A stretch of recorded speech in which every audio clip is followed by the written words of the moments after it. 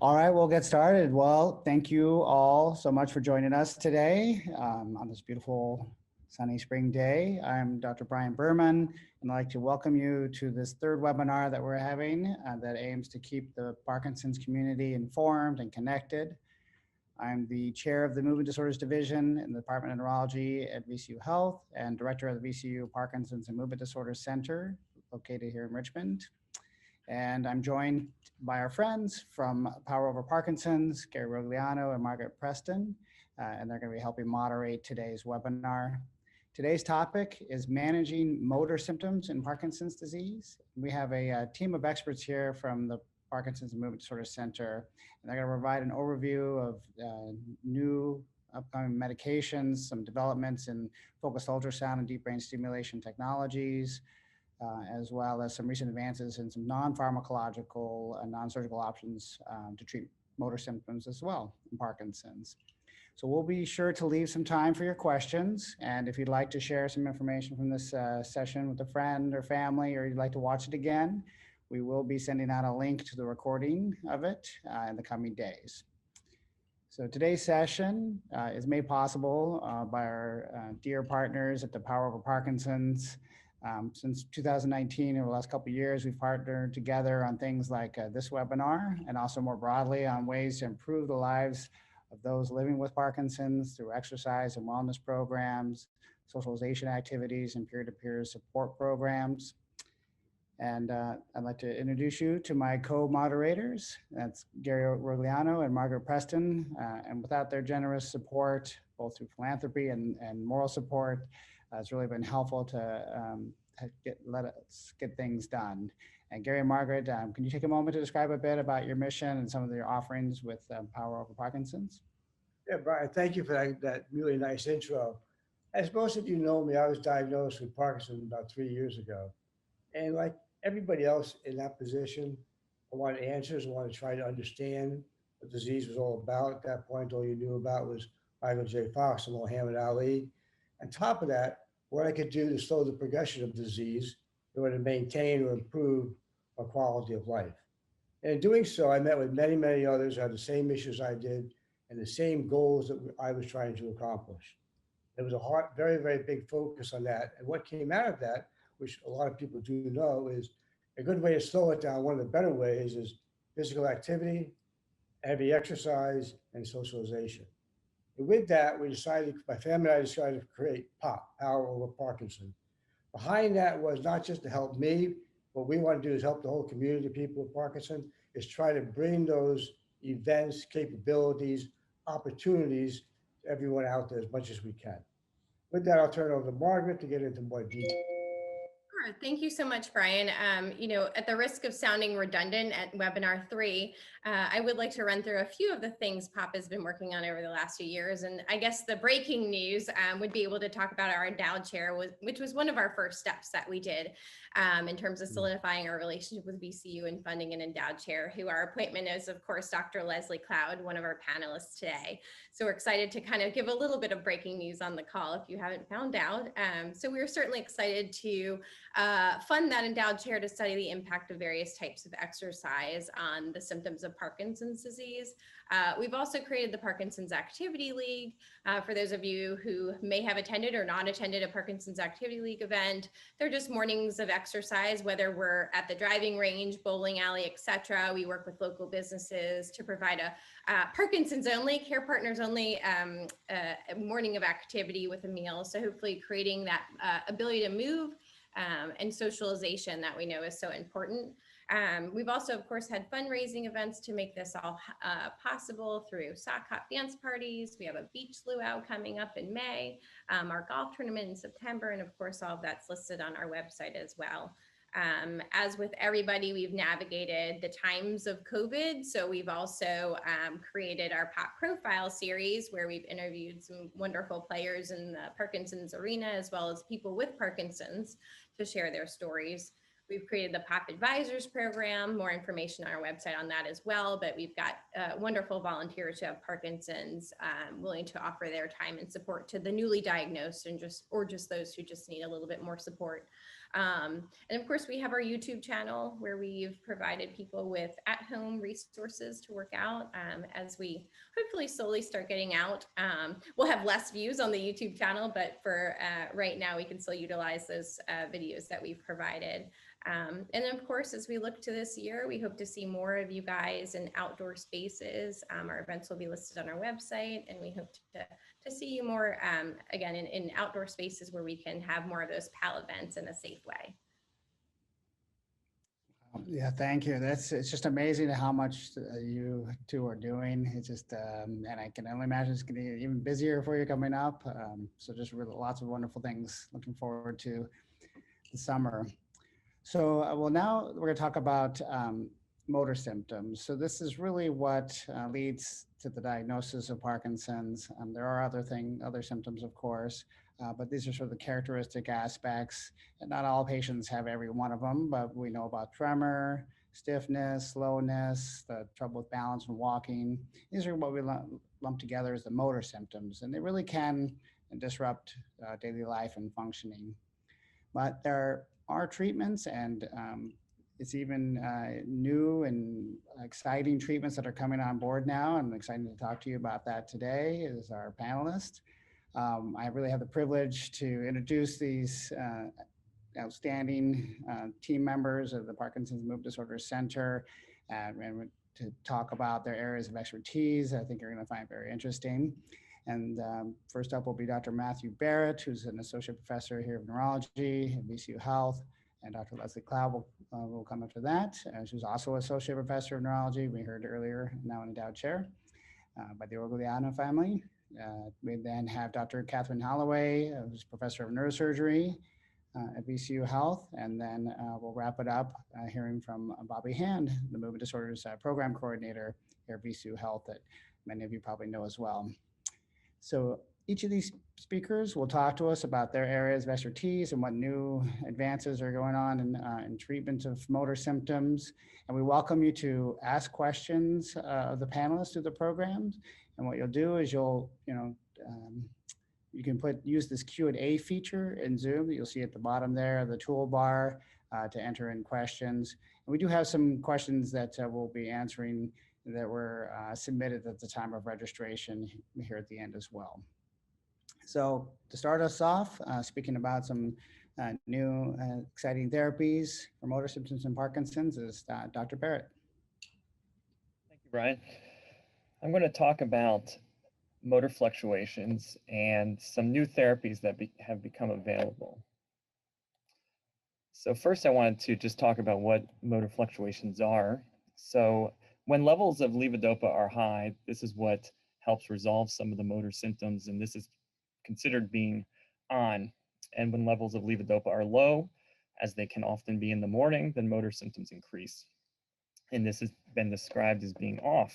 So the left part of this figure represents where most patients are early in the disease course, where almost regardless of the level, if they have any level of levodopa at all, they'll have their symptoms pretty well covered and they'll be experiencing being on. As the disease progresses, then individuals can spend more time in this lower part of the graph where they are off. And sometimes this has been described as narrowing of the therapeutic window.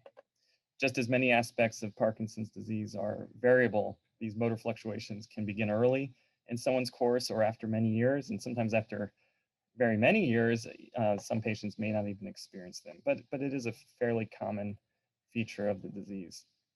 So there are lots of strategies and treatment options to help manage these motor fluctuations. And even with the ones we already have available, it's always good to welcome some new options. So next slide. So here are the main categories of options to treat motor fluctuations. And I wanted to show this just to put the two new therapies I'm going to talk about in context. So levodopa is a standard therapy, and itself, it can be administered in different forms, amounts, and schedules to help reduce motor fluctuations. In the middle column, MAO-B inhibitors, some of which you may recognize, and dopamine agonists can be added to levodopa to reduce motor fluctuations. And then deep brain stimulation, and you're going to hear more about surgical options, can reduce motor fluctuations that we can't adequately control with medications. On the right side, the COMT inhibitor entacapone, which has been available for some time, can be added to each dose of levodopa and extend its duration of action by, on average, about 40 minutes. And then the new drug that's been that I'm going to talk about more is opicapone in the same category, and I'll say a little bit more about that. And then istradefylline is a new medication that can also manage off symptoms, reduce motor fluctuations, and that works differently than other available medicines. So that's it for the slideshow. So I'll say a little bit more about opicapone. It was approved by the FDA in April 2020 as add-on therapy to levodopa to reduce off symptoms. And in studies, it reduced off time by about an hour every day, greater than placebo. The major difference from entacapone is that it can be dosed once daily. So it could be a very good option for someone who's having wearing off at the end of every dose. Rather than adding Comtan or entacapone at each individual dose, they could just take it once a day. As far as side effects are concerned, opicapone increases the amount of available levodopa, so its side effect profile is very similar as to what would be experienced with excessive levodopa. Istradefylline was approved in August 2019 to reduce off episodes. And as I already said, until its approval, there were no other medicines that had a similar mechanism of action. It blocks receptors that are associated with inhibition of movement and that have been found to be increased in Parkinson's disease. In studies, it increased or reduced off time rather by about an hour every day, and it also is dosed once a day. Its side effect profile is similar to opicapone in that it is not very different from that which might be experienced with higher doses of levodopa. So the last thing I wanted to talk about is that there's some preliminary evidence that istradefylline may also be helpful for cognition in Parkinson's disease. We're in the early stages of our startup phase for planning a research study to evaluate whether istradefylline improves cognition in individuals with Parkinson's disease and cognitive impairment. The way that it may help cognition is by regulating dopamine pathways, and it could then improve executive function, which can be affected in Parkinson's. There's also some evidence that it could help improve memory. So these are some side benefits of istradefylline that we're interested in looking into. Dr. Barrett, thank you. Can you help us answer one of the questions that we received during the week from one of our participants? How do you choose among the available and new medications which one to reduce off periods? This is certainly one of the challenges of our field. It's a good thing that we have many options and new options are coming along, but then how to make them all, or how to choose the best next option is certainly a challenge. I tried to break this down into some factors that might help influence any one decision for a patient. I think one of those is when the off time is occurring. So how effective a medication is also can be helpful to consider. Side effects are important and cost, and I'll talk a little bit more about each of those. So the approach to off symptoms happening at one particular time during the day would be different than if an off time was occurring with each dose. So you might consider a once a day option that covers all doses. If someone was having just off time in the evening, you might just add entacapone at the dose prior to that or change the levodopa in the dose prior to that. Sometimes a medicine that has less effectiveness, like a MAOB inhibitor, which we don't think of as being as effective as some of the other options, may actually be desirable if someone is having dyskinesias. And so it's, one of the concerns is not increasing their dyskinesias too much. Another consideration are side effects. Of all the options, I think the side effects related to dopamine agonists can make them a less desirable option for some people. So that's just one consideration. And then lastly, newer options are almost always accompanied by greater cost until generics are made available. So to put all this together for any individual patient, the next best option has to be determined by a number of these factors and considering what they were previously on and may have already not shown to work for them. Okay, well, thank you. Yeah, thank you, Matt. So really things that have to be considered in terms of these treatment options. And I think it's at least nice to see that there's still new treatments coming on board to try to help improve things. And but this are definitely sort of a new mechanism of action that's available. So some promise there, which is great. So now we're going to hear from Dr. Cloud, and she's going to elaborate on some other medications that are in clinical trials and perhaps heading for the clinic, but are in the research pipeline right now. And so we're excited to hear about those. Go ahead, Dr. Cloud. Yeah, hi everybody. So I'm going to talk a little bit about a couple of new maintenance medications that are currently in the development pipeline, and then we can talk a little bit about some FDA approved medications that are used as rescue agents. So for a little bit of background, the maintenance medications are the longer acting medications that we prescribe on a fixed schedule for the long-term control or suppression of motor symptoms. And the rescue medications are medications that work very quickly, that are really not intended to be used on a fixed schedule for regular suppression of motor symptoms. They're really meant to be used as needed for unexpected or occasional off periods, which become more common as the disease advances. So in terms of maintenance medications that are currently in the development pipeline, there are several. I'm going to talk about two. As Matt mentioned earlier, levodopa is really sort of the mainstay of maintenance therapy in its various formulations. And, you know, many years ago, levodopa was fairly simplistic in that it came in one formulation, but modern levodopa comes in many different formulations. We have immediate release and controlled release and extended release and inhaled levodopa powder and even intestinal gel that's infused directly into the small bowel. And so levodopa, modern levodopa, is a lot more sophisticated than it was in the past. One of the new medications that's currently in the development pipeline is a newer formulation of extended release levodopa that lasts up to 8 hours. So that means that a patient with advanced Parkinson's disease could potentially take it just 3 times a day, which is very significant because for people who are taking their medications 4, 5, 6, 7+ times a day, to be able to reduce to 3-time-a-day dosing is a big reduction in pill burden, and it's very exciting. So this particular compound is called IPX203. It recently finished a large phase 3 clinical trial, the results of which are still pending, but the hope is that that clinical trial is going to lead to an FDA approval very soon. So that's very exciting for people who are burdened by very frequent dosing of levodopa.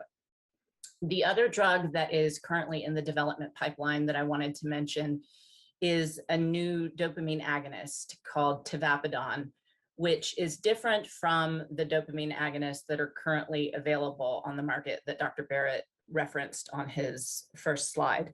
So this particular dopamine agonist is dosed once a day, and it works on different dopamine receptors than the currently available dopamine agonists.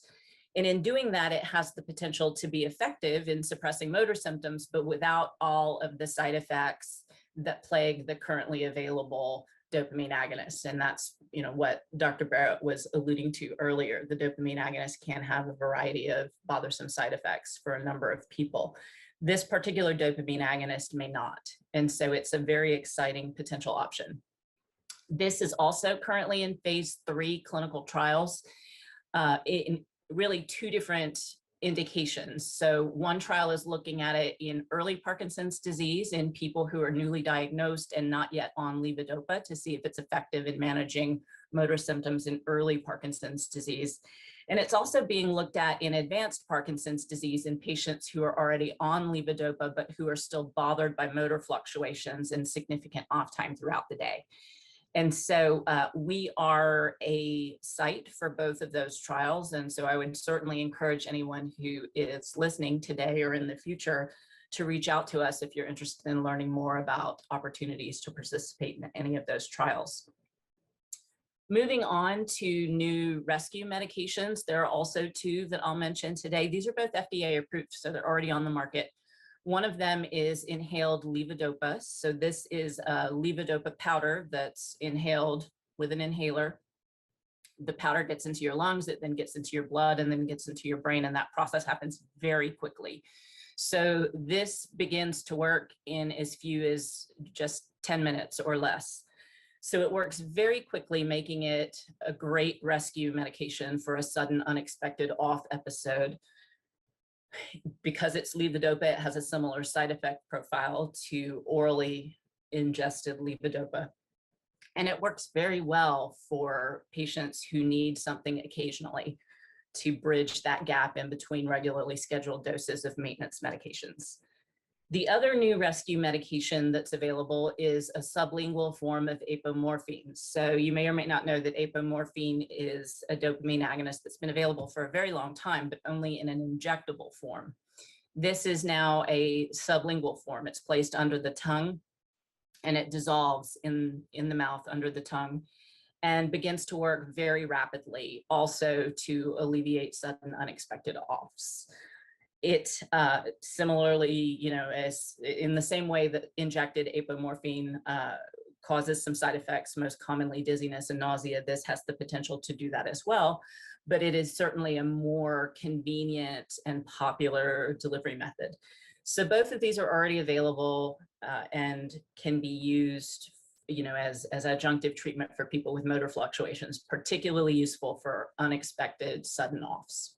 Thanks, Dr. Cloud. We received a question from one of our registrants this week asking, how do you know if a rescue medication is appropriate for you or if you just simply need to adjust your maintenance medication? It comes down to typically the timing of when off periods occur and also the frequency. So if off episodes are occurring infrequently, a couple of times a day or less, or maybe not even every day, then a rescue medication is a really nice option. However, if you're wearing off at the end of every single dose several times a day, every single day, then it makes a lot more sense to adjust the maintenance medications. So it really depends on how frequent and predictable the off periods are.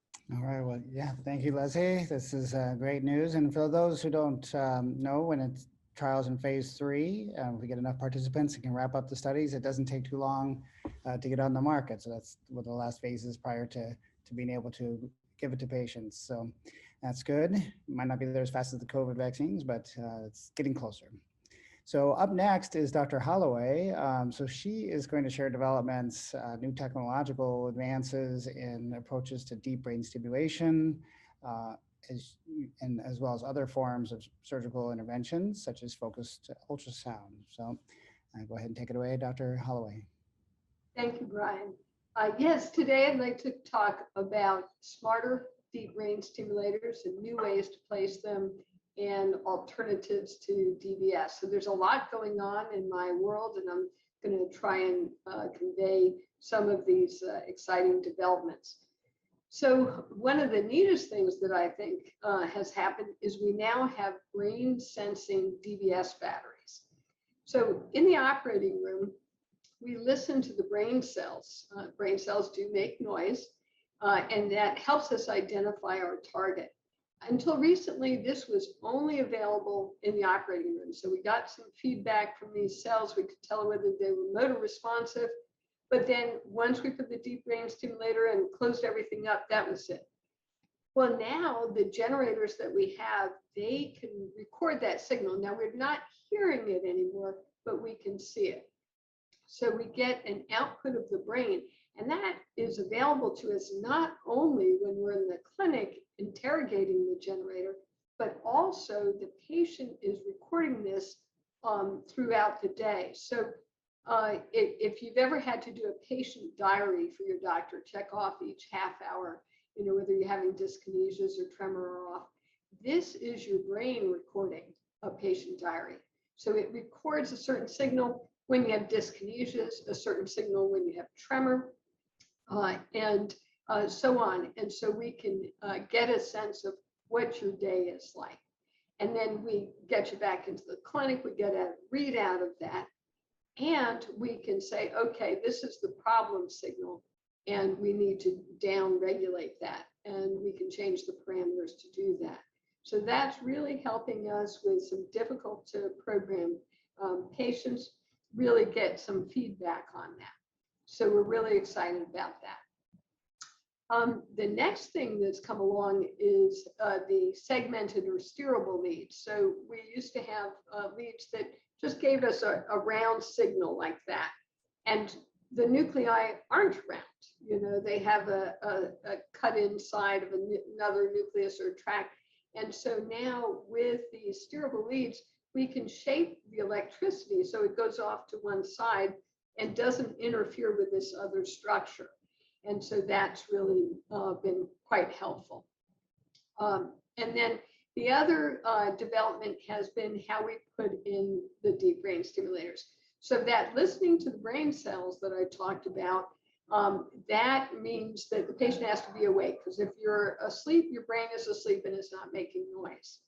So we went through some different developments to try and make that more comfortable for patients. We got rid of that stereotactic frame, that big bird cage that looks like a medieval torture device.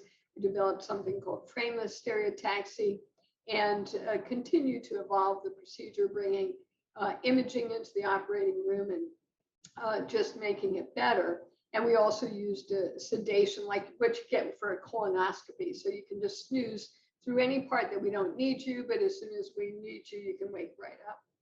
But more recently, the MRI imaging has gotten good enough that we actually think that we can place these leads with you asleep. And so now when we're doing that, we have something that is a stereotactic robot. So we're now using robotic surgery to place deep brain stimulators and combining that with our intraoperative imaging. So we have that technique. We're even exploring ways to use the human connectome project so that we can incorporate that kind of information into this sleep DBS. And then the last thing I want to talk to you about is an alternative to DBS, which is focused ultrasound. We're very excited that we're able to offer this starting this late spring, summer at VCU. So we'll be doing this. And what focused ultrasound is, it's an alternative to DBS, but it's really going back to the beginning. So it's actually a way to make a hole in the brain. And that's actually how surgery for DBS started out, with probes inserted into the brain using heat to make what we call a lesion or a hole in the brain. And this was very effective, but it was limited to only performing this on one side of the brain, so only treating one side of the body, because the brain doesn't tolerate holes in the brain on both sides of the brain. And the issue with it was it had risks of permanent side effects. So when DBS came out, we did a randomized comparison between the two techniques, and we found that they were both equally effective, but the DBS had much less risks. Again, if you have a side effect, we just program it away. But the DBS has its downsides too. So it's an implanted hardware, and that can get infected and have to come out. That happens 5% of the time. And when we pass that probe into the brain, we have a 1% risk of causing bleeding in the brain. So this new way to make a hole in the brain, the focused ultrasound, does not require us to pass anything through the brain. We use ultrasound waves in an MRI scanner. An MRI scanner is key because we're watching the tissue heat up, because we're still burning a hole in the brain. We're just doing it with a method that goes through the skull, so it doesn't require an incision. And so in that way, we can examine the patient while we're making this burn. We can watch it on the MRI scan, and we can very carefully control it. It still isn't adjustable or reversible, but for some patients, this is a very good alternative to a deep brain stimulator. So we're really excited about that. Right now, it's only approved for tremor, and so it's not available for the other features of Parkinson's disease. I think that will be coming along in the future, but I think it's something exciting that we'll keep our eyes on. Dr. Howard, thank you very much. A very important question came in this past week, and we hope you can help with the answer. The person writes, no two people seem to have the same movement disorder or severity of a particular disorder. Are there any studies being done to predict which symptoms lead to better outcomes for DBS surgery? Yes, actually, we participated in a multi-center study to evaluate whether DBS for Parkinson's disease was better than best medical therapy once the medicines were not working properly. And yes, DBS was better.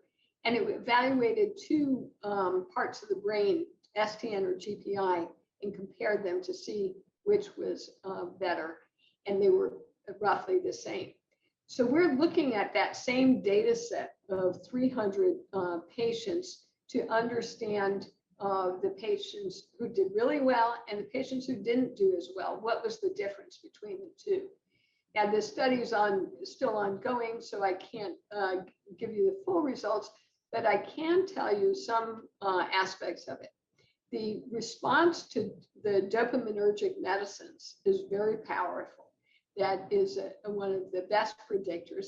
And we think that's because it's picking out the patients who perhaps do not have true Parkinson's disease. And so we're looking at that as one of the most significant factors. And then also we're looking, but we're seeing that patients who have tremor dyskinesias that don't respond to medication, that doesn't follow that rule. So it's mainly the slowness, stiffness, difficulty with walking that doesn't respond.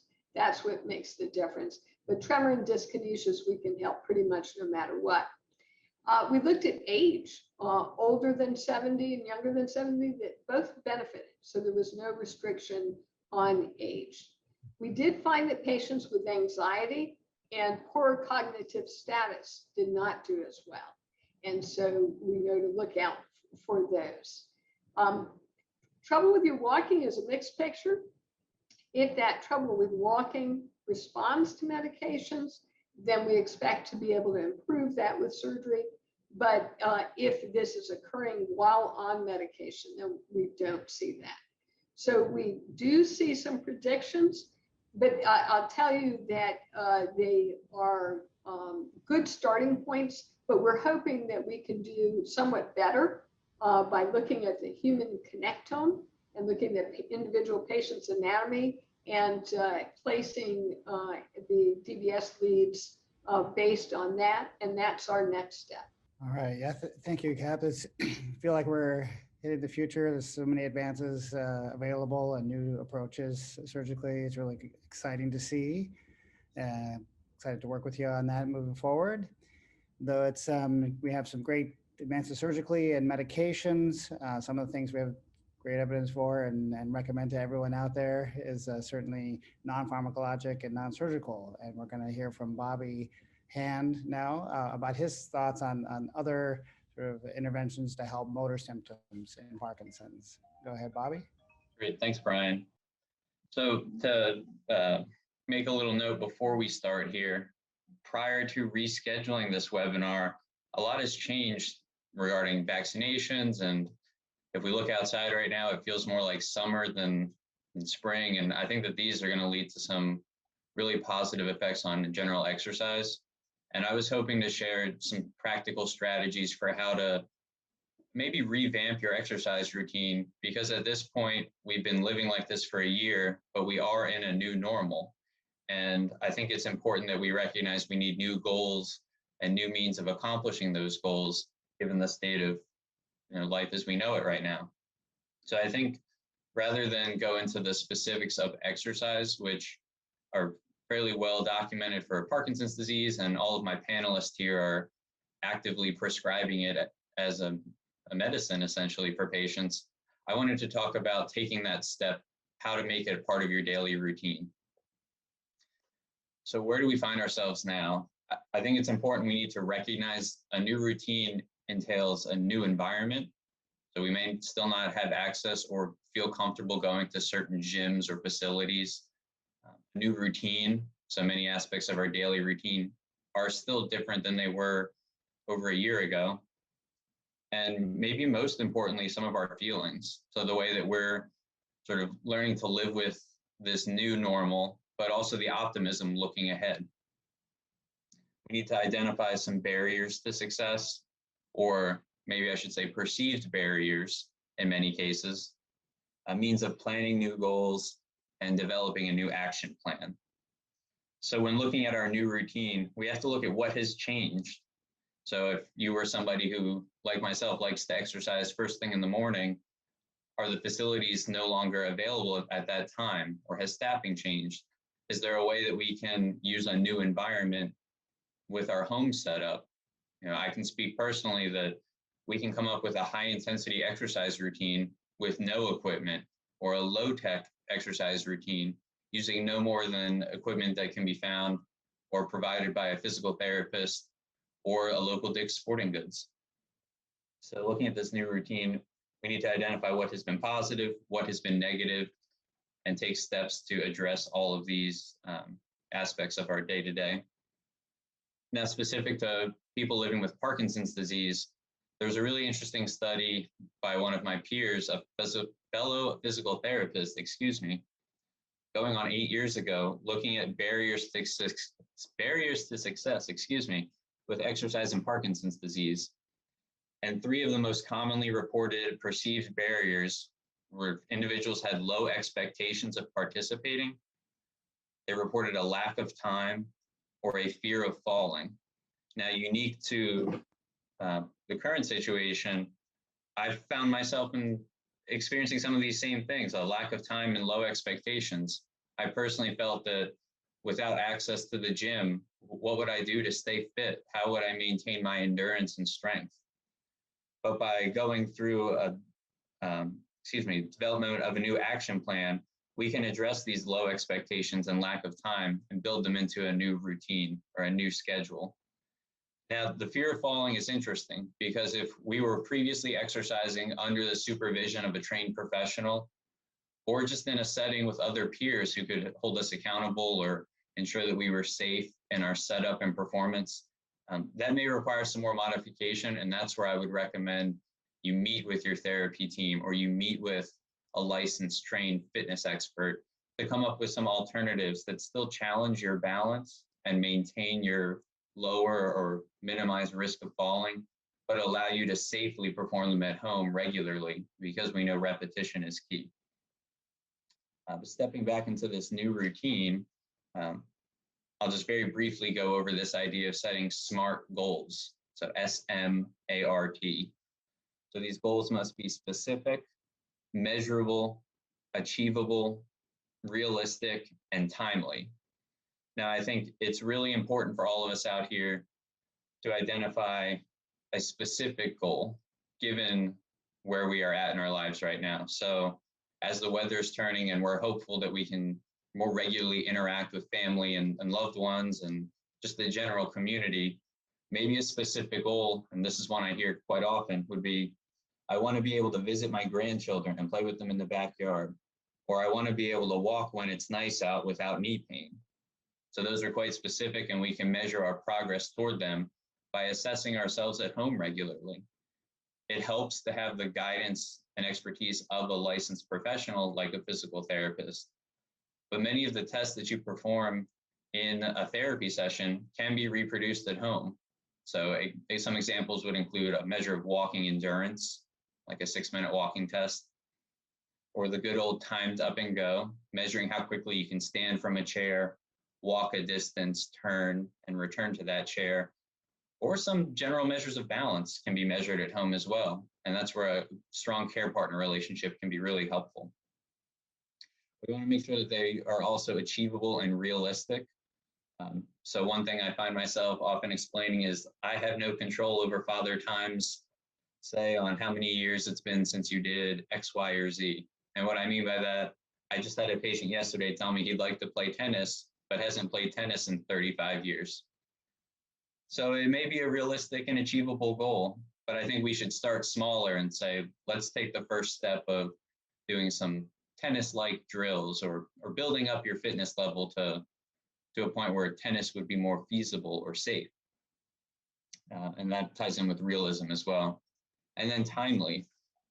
I think it's important that these goals have a time constraint so that we can appropriately measure and reassess. Because if something's not working, you as the individual living with Parkinson's should be able to voice that concern either to a professional or to your loved one and say, I've been doing my routine, but I feel like I'm stuck, or I haven't been able to do this routine because X, Y, or Z are limiting me.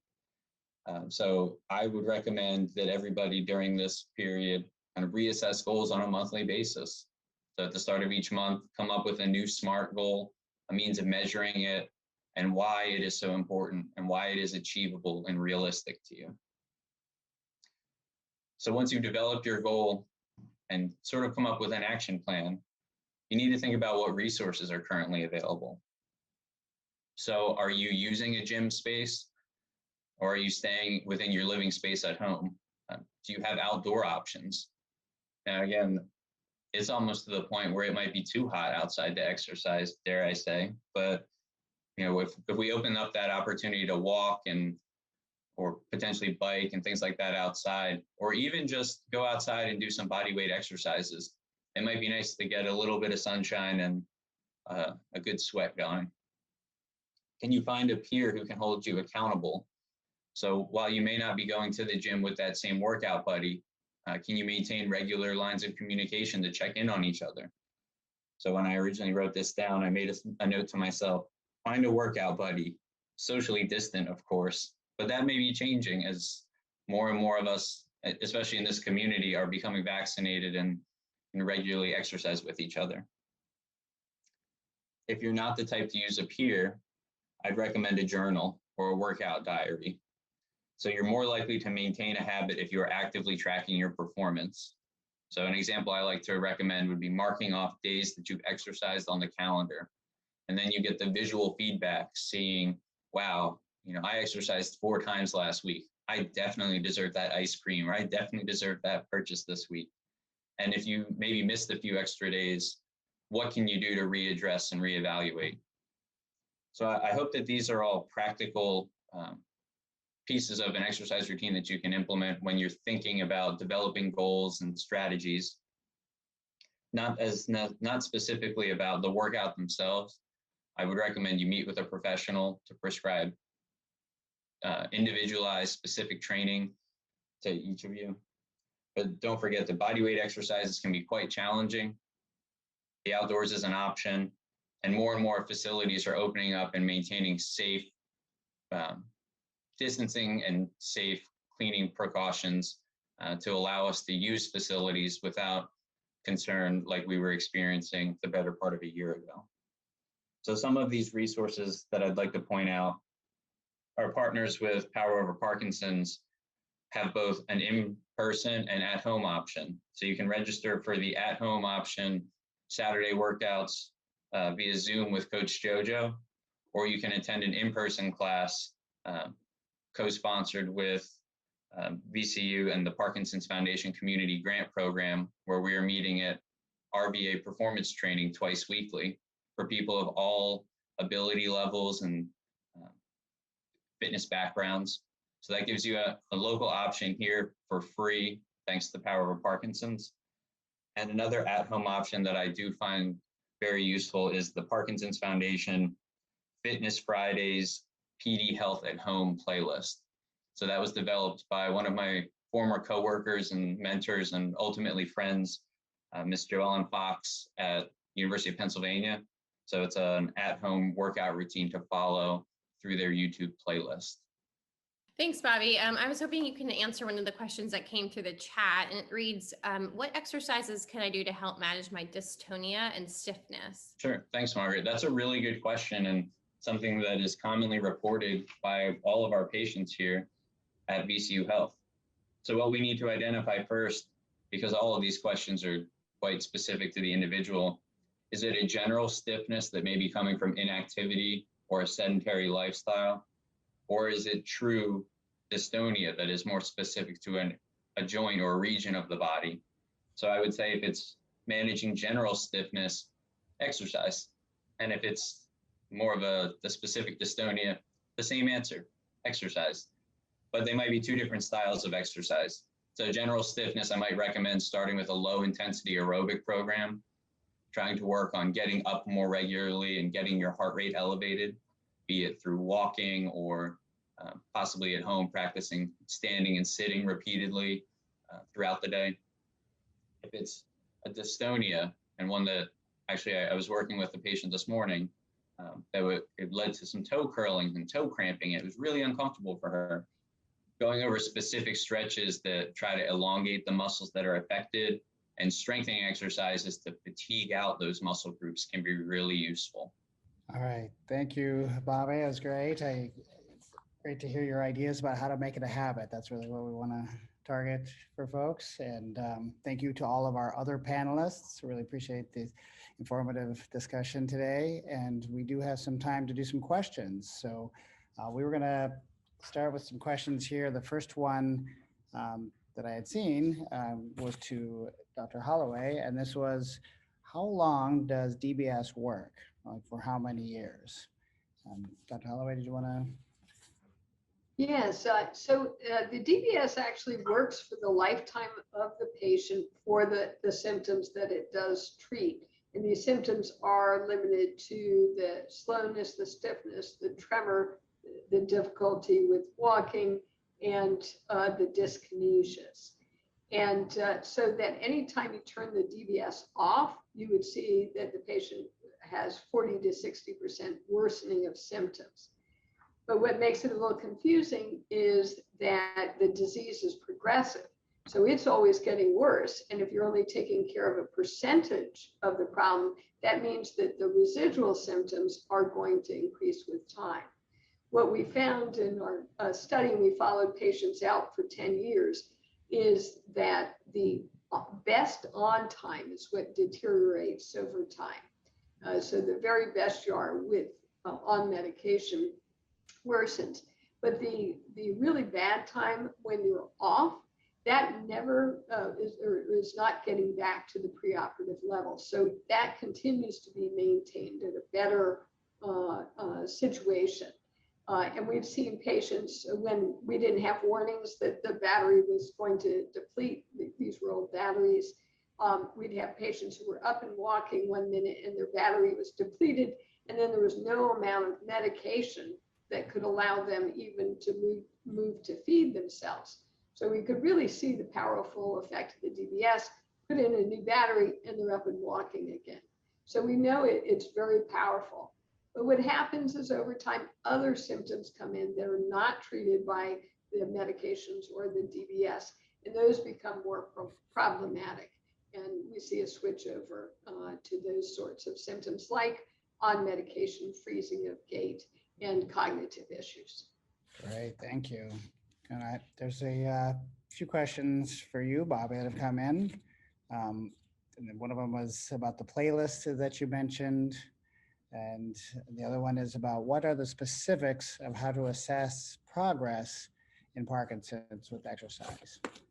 Sure. Thanks, Brian.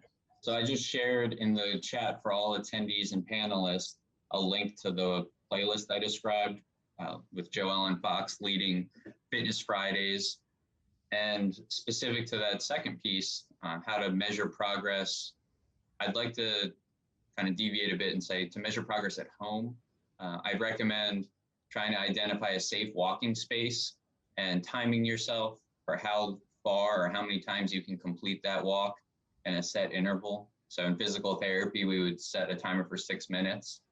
And then you can just track yourself over time to see, can you complete it more and more as you're walking faster and faster or building your endurance. And then another easy one for measuring at home would be taking a standard height chair and timing yourself to see how many times you can perform a sit to stand or squat in 30 seconds. So those are two really useful tests that fall into a battery we do in physical therapy on top of many other balance and walking specific outcome measures. A little bit more time. I don't see any additional questions. Is there one coming? Okay, so some additional questions we'll ask here. Let's see, I'll read the question and then perhaps if there's a panelist who would like to volunteer to answer the question. So the first question, so no two people seem to have the same movement disorders or the severity of a particular disorder. Are there any studies being done to be predictive of what symptoms a particular person with Parkinson's may develop?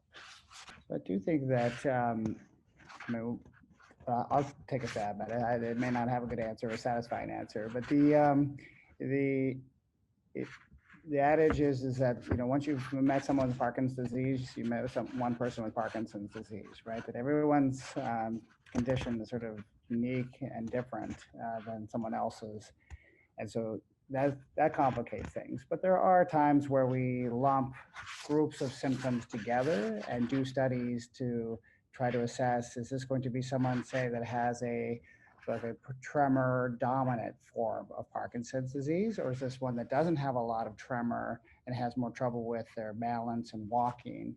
And so there's quite a bit of research looking at grouping the Parkinson's patients like that and finding out that there are differences that we see with them. I don't know about predicting yet. That's certainly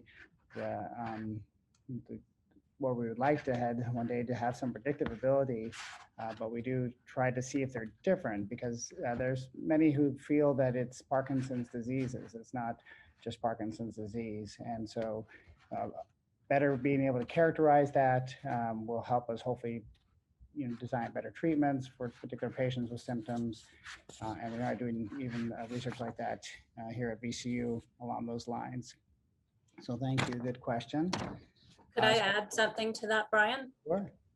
I would just add that there is, you know, a little bit of information out there on certain symptoms that tend to cluster together. And so, as Brian was mentioning, patients who have tremor dominant Parkinson's disease are less likely to develop dementia than patients who are akinetic and rigid. So patients that are slow and stiff but don't shake are more likely to develop cognitive problems than patients who shake but aren't particularly slow and stiff. And, you know, clustering with that cognitive dysfunction is gastrointestinal dysfunction. So it does seem like there are certain motor and non-motor symptoms that cluster together, and exactly why that is not, you know, fully understood. But the predictive piece is still hard because there's just so much person-to-person variability, even within those sort of subtypes of Parkinson's. So that's all I wanted to add. Thank you. Maybe along those lines, I could ask you the question that just came in. So if balance is a symptom of Parkinson's disease, why is balance not improved by medication? So that's actually, I think, a question that Bobby and I, or, you know, Matt, Bobby and I might all want to weigh in on. So, you know, I usually tell patients, it really depends on what's throwing your balance off as to whether or not we might be able to address it with medication changes. So for example, if someone has really severe dyskinesia, which is involuntary, you know, writhing, wiggly movements, and that's throwing off their balance when they're walking because their dyskinesia is so out of control, well, medication adjustments might help with that particular problem. You know, if, however, the problem is that as their disease is progressing, they're developing a loss of postural reflexes, which does happen to everyone eventually in the course of their disease. If, you know, if you live long enough, that's the piece that doesn't tend to respond well to medication changes. And so it really comes down to looking at what is the real problem, what's throwing the person off and causing them to fall. And then, you know, we can figure out if it's something that we can try to attack with medications or DBS or not. So the devil is in the details. It's not a one size fits all answer. And I'd like to add to that, to Dr. Cloud's point, we need to look at, are the losses of balance occurring in more of a static standing position? So you can imagine those dyskinesias are throwing off your balance when you're attempting to stand still. Or are they occurring when you're moving and actively turning and walking and stepping over things? And that could be a different reason for why you're losing your balance. Without going too much into it, trying to come up with the causation, is it due to maybe not feeling your position in space very well? Like if you have neuropathy or numbness or tingling in your feet, do you rely on visual cues and input and maybe some of that has changed? Or, you know, overall just our vestibular system or our inner ear, that function does decline as we age. And we know that decline occurs more rapidly in people with Parkinson's. That idea that if you're in a dark room and standing on something uneven, is it hard to align yourself or figure out where you are in space? The good news is there are different exercises to address those different facets of balance, but as Dr. Cloud said, there's not a medication that immediately targets those pieces. So we just have to practice repetitiously for those systems and also for a stepping reflex. Everything that was said, I'll add one last thing. So we always think of Parkinson's as a disease associated with loss of dopamine neurons, and certainly that is the case, but we also know that early in the disease, but certainly as it progresses, other neurons, some that produce other important brain chemicals, can also be affected. One I'm particularly interested are neurons that produce acetylcholine, and they've been associated with changes in balance and gait. And there might be some ways that we can affect the loss of those neurons. So that's all to add what else has been said, which is gait impairment can be very complex. Some aspects of it do respond to dopamine medications, but there can be many other causes that may not respond to those medicines. And I'd like to add to that, that we're very interested in this cholinergic problem. And the medications don't seem to do a great job. That's the same neurotransmitter we're trying to replete in Alzheimer's disease, and we're really not having the same success that we do with dopamine and the motor features of Parkinson's disease. So Matt and I are looking, and Leslie as well, at a cholinergic nucleus that is right near one of the structures we stimulate for the motor features. And if we add that in, we're hoping that we can treat balance and cognitive decline. But this is not yet in trial. We're still exploring all the right ways to do this. So we hope to have an answer for that, but we're still actively working on it. Okay, great. Yeah, I saw Gary had his hand up. You could go ahead. May I ask a question, Brian? Yes, please.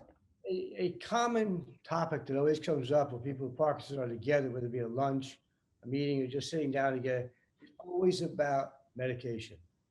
How does one know that they're maximizing which ones to take, when to take, how much to take? I've heard all these conversations, I've heard them before, which are very helpful, but it's very confusing to one with Parkinson's. I know the doctor, you help with patients, of course. It's just confusing as to where are we? What do you take? How do you know you're taking too many? You should take less. Anyway, that's what I throw out to the panel. That's very important. Yeah, so I would say at every single visit with your movement disorder specialist or neurologist, you should be, sort of assessing that very question. That's really in our minds as the, physician, what we are trying to answer ourselves in our own mind. Every time we see you, we're trying to decide if, you're over medicated or under medicated, or really in that sweet spot where it's just right. So some of the things that we look for signs of over medication. So extreme dyskinesia is often a sign of over medication. Certain side effects like dizziness, nausea can be a sign of over medication. And then signs of under medication are, just very severe signs of the Parkinsonism. So lots of tremor, stiffness, slowness. So this is really the constant question, over the course of your disease is, where are you with your medications, and is it just right, or does it need to be tweaked a little? Yeah, sometimes there's no general prescription. We have to have each individual and work with them over time to try to tweak and optimize it for that person. We are out of time. This has been great. I think we could keep going with lots of these great questions, but we'll have to stop here now. I want to thank all of our panelists for joining. It was very interesting to hear all of you today. For all our guests who tuned in and watch us.